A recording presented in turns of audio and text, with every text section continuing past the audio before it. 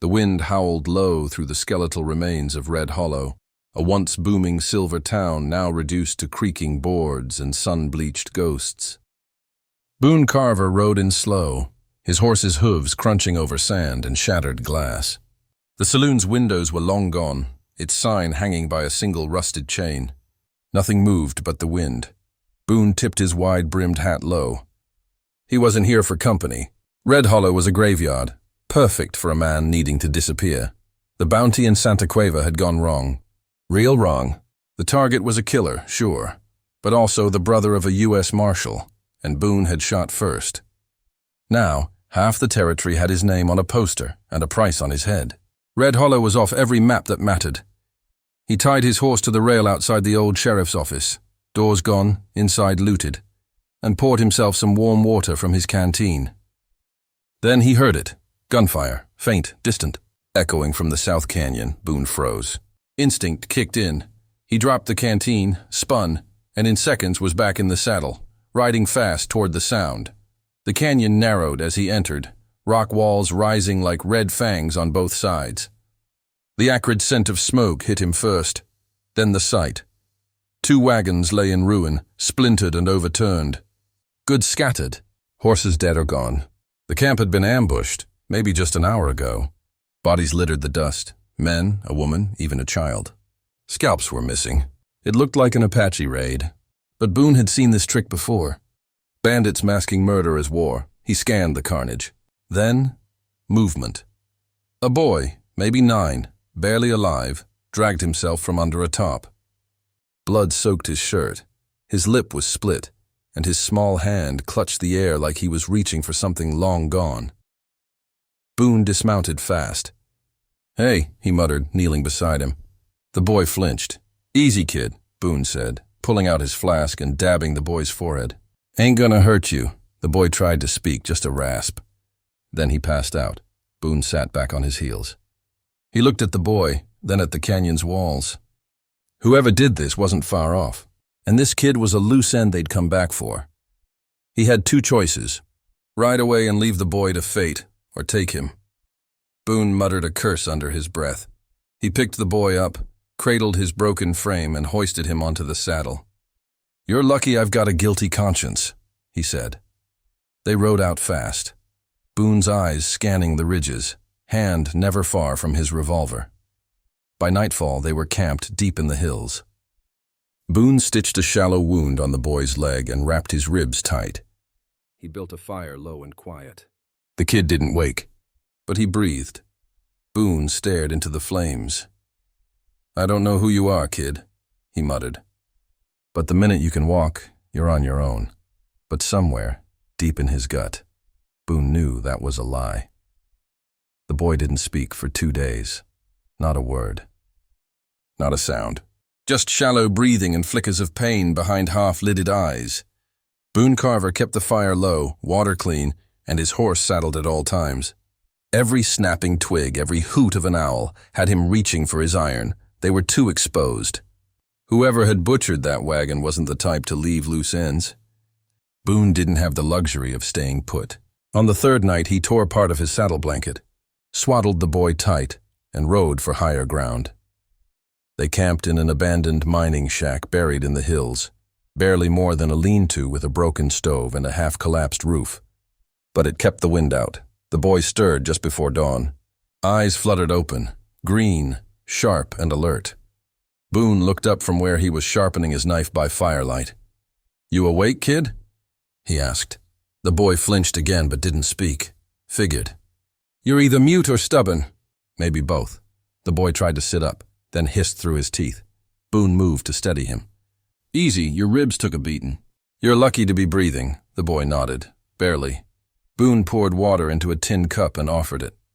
The boy drank, shaking hands wrapped tight around the metal. "You got a name?" Silence. Boone sighed and leaned back on his saddlebag. "All right. You don't talk, fine by me. I'm not in the business of collecting strays anyway." But in truth, Boone was already invested. There was something about the boy's stare. Not just fear, purpose. Like he'd seen something worth remembering. Boone tossed a strip of jerky into a pan. "You eat, you heal. Then you move on. That's the deal," The boy nodded again. Just as dawn crested the hills, hoofbeats echoed. Faint, distant, Boone froze. "Stay low," he growled, grabbing his repeater and moving to the edge of the shack. From a ridge above, 3 riders approached, slow, scanning. Bandits. One of them had a red handprint painted on his chest. Boone recognized the symbol. It wasn't Apache. It was worse. A gang out of Santa Cueva that used native fear tactics to cover their massacres. Raiders for hire. Killers without law. Boone ducked back inside, eyes cold. "They're looking for you," he muttered. The boy looked up sharply, a flicker of terror, but also anger. Boone placed his revolver in the boy's trembling hands. "You hold this. Finger off the trigger unless you mean it." The boy blinked. Boone crept outside. They didn't see him coming. He took the first rider from his horse with a clean shot between the eyes. The second got a bullet to the spine before he even turned. The third turned tail, but Boone didn't chase. Back inside, the boy clutched the revolver, still aimed at the door. Boone raised a brow. "Not bad. You held your nerve." The boy looked down at the gun, and then slowly spoke. "Eli," he said. "Just one word, a name." Boone paused. "Well, Eli," he said, settling by the fire. "Looks like you and me just declared war." 3 years passed like sand through a cracked hourglass. Eli spoke rarely, but when he did, Boone listened. The boy learned quickly how to hunt, how to shoot, how to lie when it mattered. His silence became his edge.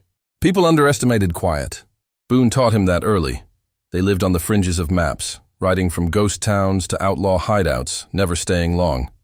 Boone picked up bounties that didn't ask too many questions, and Eli watched. Sometimes from the shadows, sometimes with blood on his hands. But he never forgot. One night, camped outside a dry arroyo under a sky heavy with stars, Eli sat by the fire with a worn journal open in his lap. It wasn't Boone's. It had been pulled from the wreckage all those years ago, half burned, its leather warped. His mother's handwriting still clung to the pages like smoke. Boone approached, holding 2 tin cups of bitter coffee. "She was a good woman," Boone said. Settling beside him, Eli didn't respond at first. He stared into the flames, the light dancing in his eyes. "I remember them now," he said finally. His voice had grown deeper with age, steadier. "Their faces. The ones who killed my family," Boone sipped slowly. "I figured you would. They weren't Apache." "No, they weren't." Eli turned his gaze on Boone. "You knew." Boone nodded once. "Not right away, but the way they covered their tracks, too clean. Real Apache don't leave silver behind, or whiskey." "That was all staged," Eli's jaw tightened. "Then who were they?" Boone stirred the fire with a stick. The embers hissed. "Mercenaries. Hired guns out of Santa Cueva. Raiders who dressed up like tribesmen to stir fear and cover the trail. Been used for decades by rich cattle barons to clear land." Eli's eyes narrowed. "Why them? Why my family?" Boone didn't answer right away. Because he knew. Because he had once worked for the same cattle baron who paid those men. "I don't know," Boone lied. Eli watched him for a long moment, then looked away. He knew Boone was hiding something, but he also knew Boone had saved him, raised him, taught him everything that kept him alive. That debt ran deep. But the fire inside Eli, the need for justice, maybe revenge, burned deeper. "I want to find them," Eli said quietly. "I want names." Boone took a deep breath. "You sure you want that trail?" "It don't end in peace, kid." Eli didn't blink. "It ends with truth." Boone studied him in the firelight, the boy he'd pulled from death, now growing into something harder. Not just a survivor, a seeker. "Then we start with Santa Cueva," Boone said. "But when we ride in, you don't shoot first. You listen. You watch. You wait. I've waited my whole life." Boone poured the last of the coffee onto the fire. Sparks leapt and vanished. That ain't the same as being ready. As the flames died, Eli pulled the revolver Boone gave him years ago. Cleaned, polished, loaded. He holstered it with a click. "I am now." The town of Dry Creek hadn't changed in years, but Boone Carver had. He rode in just after noon, dust trailing behind him like a dying storm. The saloon's porch was crowded, and boots shuffled when they saw him dismount. No one said a word, but he felt the weight of every stare. A man like Boone carried his past in the set of his shoulders and the way he checked every rooftop before stepping through a door. He wasn't here for drink or trouble. He was here to find out who was hunting him now. Word was spreading. Someone had come asking for Boone Carver. Someone wearing a badge. Boone tied off his horse and stepped into the saloon. The piano stopped. The bartender nodded nervously. Then the doors swung open behind him. Boots clicked. Spurs sang. Boone turned slowly, hand hovering near his revolver, and there he was, Eli, taller now, leaner, wearing a black duster, clean-shaven jaw, and a six-pointed star pinned to his chest. Sheriff, the boy Boone had saved a decade ago, was now a man of the law. Boone's hand dropped from his gun. Well, I'll be damned. Eli stepped forward, calm as a coiled rattler. Boone Carver, he said, loud enough for the saloon to hear. I need a word, Boone smirked. Thought I taught you better than to wear that badge into places like this? You taught me not to trust anyone, but I figured I'd give you the benefit of the doubt. They stepped outside, into the heat. You've changed, Boone said, eyeing the silver badge. Never figured you for a lawman. I'm not here to clean up Dry Creek, Eli said.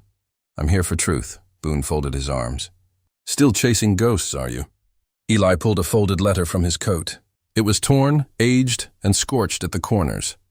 The handwriting faded but legible. My mother wrote this. I found it in the wagon ruins a year ago, hidden under the floorboard. She mentioned a name, a rancher who wanted our land. One with deep pockets and dirtier hands. Boone didn't have to look. He knew the name, Dawson Hargrave, cattle baron. Land baron, kill-for-hire puppeteer. The man Boone once worked for, and walked away from. You knew, Eli said flatly. Didn't you? Boone's jaw tightened. I suspected. No, Boone, you knew. You worked for him, Boone stepped forward. I left that life. I left him. I saved you, Eli didn't flinch. You were paid once to protect land from squatters. That's what my family was to him, wasn't it? Squatters. Boone's silence was answer enough. I ain't proud of who I was, Boone said, but I didn't pull the trigger. And I didn't know what he was planning. Eli looked off toward the desert. I came here thinking I'd arrest you. Boone raised a brow. And now? Eli's voice dropped. Now I want you to ride with me. One last time, Boone laughed, dry and sharp. You asking a wanted man to team up with the sheriff? No. I'm asking the man who raised me to help me finish what we started. The silence between them was thick as the heat. Finally, Boone sighed. Hargrave's got a small army. Bloodhounds with badges. Hired killers. You sure you're ready for that? Eli's hand hovered near his holster. I was born in blood, Boone. I've just been riding toward the end of it ever since. Boone looked him in the eyes. That same fire from the canyon still burned there. Stronger now. He nodded once. Then saddle up, Sheriff. We ride at dawn. The desert stretched before them, wide, cracked, and endless. Boone Carver and Sheriff Eli Ward rode side by side, the early morning sun turning the dust gold. They hadn't spoken much since leaving Dry Creek, but silence between them was nothing new. 10 years of shared campfires and quiet looks had built more trust than words ever could. But this ride was different. Ahead lay Black Hollow Ridge, the private stronghold of Dawson Hargrave, the cattle baron behind the massacre that had orphaned Eli and damned Boone's soul a decade ago. You sure he's still alive? Eli asked, breaking the silence. Boone gave a slow nod. He don't die easy, and men like him don't fade away. They just get quieter and richer. He still got an army? Probably. Bought lawmen, bounty riders, old war dogs. And a few ghosts, maybe. Eli's jaw tightened. Good. I've got bullets for all of them. Boone cast him a glance. You're starting to sound like me. I learned from the best. Boone didn't smile. They camped that night in a narrow gulch hidden from the open plains. Boone lit a small fire while Eli spread out the maps they'd taken from Dry Creek's old records office.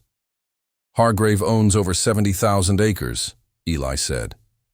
More than the law allows. Boone spat into the dirt. Hargrave don't follow laws. He buys them. Eli pulled out his revolver and began checking each round one by one. He paid to wipe my family off the land, he said, to make it look like savages did it. Then he sent men like you to clean up the stories. Boone stared into the fire. I was a hired gun, Eli, but I walked when I saw what he really was. The moment I found you, bleeding under that wagon, I knew I couldn't be part of it anymore. Eli met his eyes. And yet, you never told me. I wanted to protect you from the weight of it. I never needed protection, Boone. I needed truth. Boone stood and paced. You think I don't carry it? Every day, I've killed more men than you've met. Most of them deserved it. A few didn't, but the weight, that never goes away. Eli stood now too. That's why we finished this. Boone stopped. And what then? Eli looked past him toward the distant ridge. I take his confession. I bring down every name connected to him. I don't want revenge. I want justice, Boone chuckled darkly. Justice? You still believe in that fairy tale? I have to, Eli said quietly. Otherwise, I'm just another gun. Boone stared at him for a long moment, then nodded. We ride at first light. But you need to know something. What? There's one more name on Hargrave's payroll. A man who signed off on the raid. Set it in motion. Who? Boone hesitated. The fire cracked. Me. Eli didn't speak. Didn't move. Just stared, Boone continued, voice rough. I didn't know what it meant. I thought it was just a standard land clearing. That's what he called it. I didn't know there'd be children. Or you. Eli stepped back as if struck. Why tell me now? Because you deserve the truth. Even if it burns. The silence between them was heavier than ever before. Then Eli holstered his gun, turned toward his saddle, and said, Good. You'll ride with me tomorrow. And after we're done, you'll answer for what you did. Boone nodded. Slow and solemn. That's fair. Dawn painted the sky in blood and fire as Boone Carver and Eli Ward approached Black Hollow Ridge. The air was heavy with dust and history. Below them sat the stronghold of Dawson Hargrave, stone walls, high fences, and a sea of armed men guarding the wealth stolen over decades. The same wealth paid for the murder of Eli's family. Boone pulled out a spyglass and studied the layout, jaw clenched. Still has more men than sense. Eli adjusted the star pinned to his chest. Won't matter. Boone raised an eyebrow. You sure about this? No. Eli's fingers tightened around the reins. But I know it has to end. They rode down the ridge slow and steady, side by side, into the lion's den. Hargrave's men watched them with narrowed eyes, fingers twitching over their triggers. Then the front doors of the estate swung open, and there he stood, Dawson Hargrave himself, white-bearded, well-dressed, and grinning like the devil in Sunday clothes. Well, look what the desert spit out, Hargrave called. The prodigal gun and the orphan sheriff. Come to trade guilt for glory? Boone didn't respond. Eli did. You killed my family. And 30 others. And you'll answer for it, Hargrave laughed, stepping down the steps with swagger. Boy, I've buried better men for less. He raised his hand, and every rifle lifted. Boone's voice cut through the tension. You always hide behind guns you paid for? Hargrave looked at him. I paid you once, remember? You were cheaper. That was the last word he spoke. Because Boone drew first. And the world exploded. Gunfire cracked like lightning. Dust and smoke filled the air. Boone dropped 2 guards before taking cover behind a trough. Eli rolled right, picked off another guard from a rooftop, then kicked down a side door. Inside the house, chaos. Eli moved fast, clearing rooms, ducking bullets. Boone followed, slower, shoulder bleeding, but hands steady. They moved like they had for years, sharp, efficient, dangerous. Upstairs, Hargrave ran, trying to escape justice as he always had. Eli caught him in the study. The Baron turned. Pistol in hand. You think you're better than me? Hargrave hissed. You think wearing a badge makes you clean? Eli didn't flinch. No, but killing you might help me sleep. Hargrave raised his gun. Bang. The shot rang out like thunder. Hargrave staggered, eyes wide, and collapsed to the floor. Dead. No final words. Just blood. It was over. But it wasn't finished. Boone entered, breathing heavy, watching the body. You all right? Eli nodded, but his face was unreadable. Justice is ugly. Always is. They stepped outside. Smoke curled from the burning wagons and buildings below. Hargrave's men had fled or surrendered. The empire was crumbling. Boone sat down on the porch, pressing a cloth to his wound. "You turning me in now?" he asked almost casually. Eli looked at him for a long moment. "You helped bring him down. And you told the truth. I think that earns you a choice." Boone raised a brow. "What choice?" "Keep running," Eli said. "Or ride with me. Bring down the rest of them, the men Hargrave worked with. There's more like him out there." Boone chuckled, wincing. "You want a gunslinger for a deputy?" "I want a man who knows the difference between right and wrong, and isn't afraid to pay for either." Boone looked out at the horizon. "Then I reckon I ride." They mounted up, riding west as the sun rose behind them, casting long shadows over the ashes of a crooked kingdom. A boy raised in blood, a gunslinger redeemed, and a new legend just beginning.